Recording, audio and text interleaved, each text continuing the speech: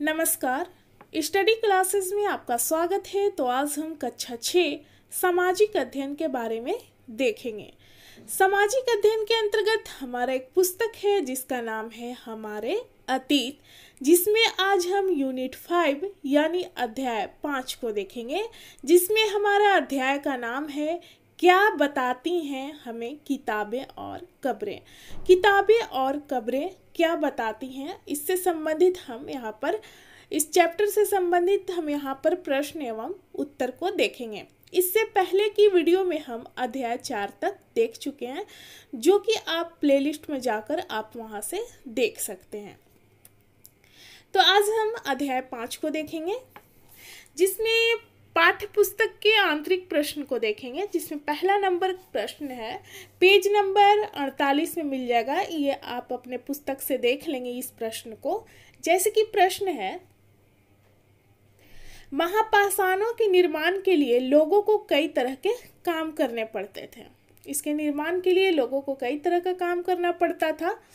हमने जो कार्यों की सूची बनाई है उन्हें क्रमबद्ध करो, यानी कि यहाँ पर जो है इसको क्रमबद्ध में सजाना है। जैसे कि गड्ढे खोदना है, शिलाखंडों को ढोकर लाना, बड़े पत्थर को तराशना और मरे हुए को दफनाना।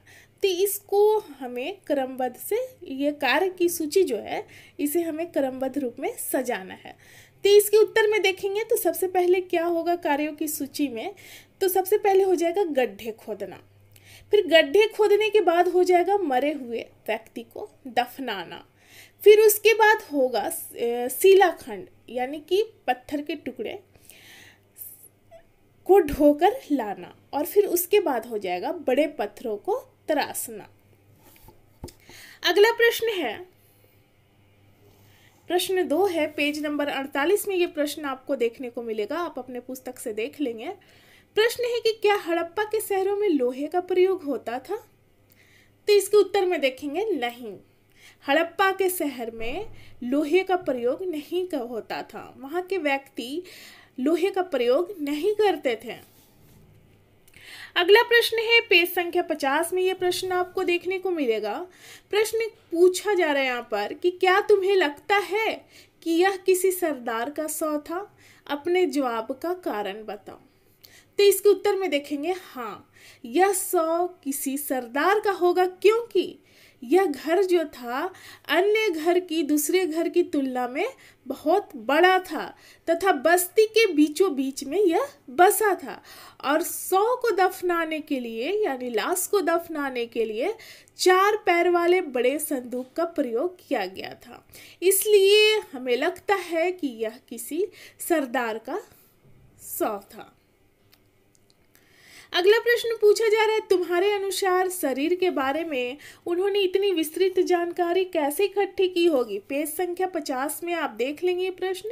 तो इसके उत्तर में देखेंगे कि शायद वैद्य चरक, यानी कि जो चरक थे, एक वैद्य थे, उन्होंने किसी व्यक्ति के मृत शरीर, यानी कि मरे हुए शरीर की चीर फाड़ करके यह जानकारी एकत्रित की होगी। अगला देखेंगे पेज संख्या 51 में, अपने पुस्तक में आराम से देख लेंगे आप ध्यानपूर्वक। एटलस में चीन को देखने के लिए बोला जा रहा है। यहाँ पर लगभग 3500 साल पहले हम यहाँ की लेखन कला के सबसे पुराने उदाहरण पाते हैं। 3500 साल पहले यह जानवर की हड्डियों पर लिखा गया था। इन्हें भविष्यवाणी करने वाले हड्डियां कहा जाता है, क्योंकि यह मान्यता थी कि ये भविष्य बताती है कि आगे क्या होने वाला है। राजा लोग लिपिकारों से इन हड्डियों पर सवाल लिखवाते थे। लिपिकार जो थे वो लिखने का काम करते थे, तो राजा लिपिकार से इन हड्डी पर सवाल लिखवाते थे, क्वेश्चन लिखवाते थे। क्या वे युद्ध जीतेंगे, इस तरह की क्वेश्चन होती थी। क्या फसलें अच्छी होगी इस बार, क्या उन्हें पुत्र होंगे। फिर इन हड्डियों को क्या किया जाता था, लिखवाकर लिपिकारों से आग में डाल दिया जाता था। जहां इनमें गर्मी से चटक कर दरारें पड़ जाती थी। आग में डालने पर गर्म होकर यह चटक कर इसमें दरार पड़ जाती थी। भविष्य वक्ता इन दरारों को, यानी कि जो भविष्य के बारे में बताने वाले थे ज्ञानी लोग, इन दरारों को बड़े ध्यान से देखकर भविष्यवाणी करने की कोशिश करते थे। जैसे शायद तुम भी सोच रहे होगे कि यह भविष्यवक्ता कभी कभी गलती भी करते हैं, क्योंकि भविष्यवाणी में हम क्या देखते हैं कि कभी कभी वो गलत भी हो जाता है और कभी कभी वो सही भी साबित होता है। ये राजा शहरों में महल बनाकर रहते थे। उन्होंने बेशुमार दौलत इकट्ठा कर ली थी, जिनमें बड़े बड़े नक्काशी किए हुए कांसे के बर्तन शामिल थे, लेकिन वे लोहे का इस्तेमाल करना नहीं जानते थे। यहाँ के लोग, राजा हो या व्यक्ति, लोहे का इस्तेमाल करना नहीं जानते थे।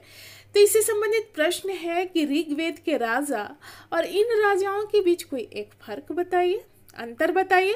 तो ऋग्वेद के राजा थे बड़ी राजधानी व महल में नहीं रहते थे, जबकि चीन के राजा शहरों में महल बनाकर रहते थे।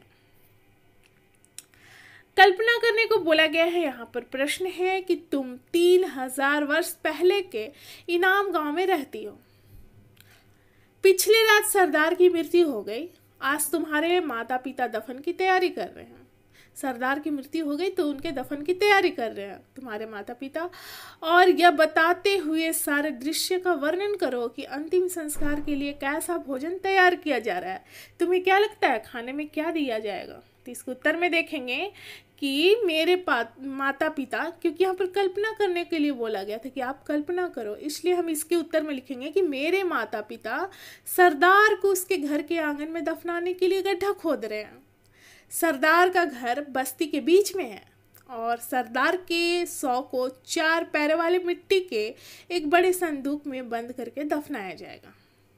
सरदार का मनपसंद खाना तैयार किया जा रहा है। इस खाने को सरदार के शव के साथ दफनाया जाएगा। इसके अलावा सरदार की अन्य मनपसंद चीज़ें जैसे कि कीमती वस्तु, उनके द्वारा प्रयोग की जाने वाली अन्य वस्तु भी शव के साथ दफनाई जाएगी। तो ये इसका उत्तर था। अगला हम अभ्यास से संबंधित प्रश्न देखेंगे जो कि पाठ्य पुस्तक से होता है। यहाँ पर सुमेल करना है, जैसे सुक्त है, रथ है। यहाँ पर देखते हैं सुक्त किसको बोला जाता है, तो अच्छी तरह से बोला गया शब्द को सुक्त कहा जाता है। रथ जो है युद्ध में प्रयोग किया जाता था। यज्ञ का प्रयोग अनुष्ठान के लिए किया जाता था, अच्छे कार्यों के लिए। दास को गुलाम के रूप में देखा जाता था और महापाषाण सजाए गए पत्थर को बोला जाता था। अब यहाँ पर रिक्त स्थान है, इसको पूरा करना है, तो यहाँ पर हो जाएगा मालिक की सेवा करने के लिए दासों का इस्तेमाल किया जाता था। दास का काम क्या था? मालिक का सेवा करना। दूसरा में ये ख नंबर है, इसमें हम भरेंगे दक्कन, दक्षिण भारत, उत्तर पूर्वी भारत और कश्मीर में महापाषाण पाए जाते हैं। जमीन पर गोले में लगाए गए पत्थर या चट्टान चिन्हों का काम करते थे। पोर्ट हॉल का इस्तेमाल किसके लिए होता था? पत्थर से बने हुए कमरे में जाने के लिए। इनाम गांव के लोग क्या खाते थे? अनाज, फल और मांस खाते थे। अगला प्रश्न है, आज हम जो किताबें पढ़ते हैं वो ऋग्वेद से कैसे भिन्न है? तो आज हम जो किताबें पढ़ते हैं वे लिखी और छापी गई है, जबकि ऋग्वेद का उच्चारण और श्रवण किया जाता था। उस समय बोलकर और सुनकर लोग पढ़ते थे और याद करते थे उन चीज़ों को। लेकिन आज के समय में क्या है कि किताबें जो है लिखी और छापी गई हमें आसानी से प्राप्त हो जाती है, लेकिन उस समय लोगों को उन चीज़ों को समझने के लिए, याद करने के लिए उच्चारण यानी कि बोली और सुनकर उसे याद करते थे। ऋग्वेद की रचना के सदियों बाद इन्हें लिखा गया था। ऋग्वेद छपने का काम मुश्किल से 200 साल पहले हुआ है। हाल ही में ऋग्वेद का जो भी लिखा हुआ है वो छपने का काम 200 साल पहले हुआ है। अगला प्रश्न क्या पूछ रहा है? पुरातत्वविद जो है कब्रों में दफनाए गए लोगों के बीच सामाजिक अंतर का पता कैसे लगाते हैं? तो इसके एग्जाम्पल में भी हम यहाँ पर देखेंगे उत्तर में कि पुरातत्वविद जो है दफनाए गए लोगों की कब्रों से प्राप्त वस्तु के आधार पर, जो वस्तु कब्र से प्राप्त होती है उस आधार पर सामाजिक अंतर का पता लगाते हैं पुरातत्वविद। जैसे कि बरहमगिरी में एक व्यक्ति के कब्र से क्या हुआ कि 33 सोने के मनके और शंख मिले। तो इससे हम समझ सकते हैं 33 सोने के मन के, यानी कि ये काफ़ी अमीर घराना का व्यक्ति है।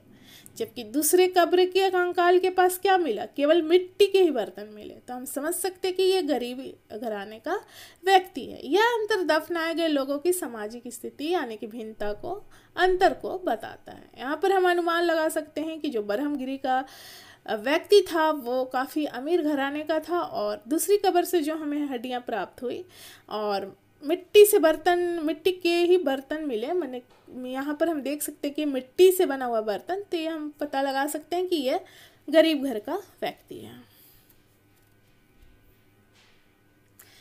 अगला प्रश्न है, एक राजा का जीवन दास या दासी के जीवन से कैसे भिन्न होता था। तो राजा का जीवन हम यहाँ पर देख सकते हैं कि ऐशो आराम की जिंदगी वे जीते थे, जबकि दास या दासी का जीवन जो था कष्टपूर्ण था।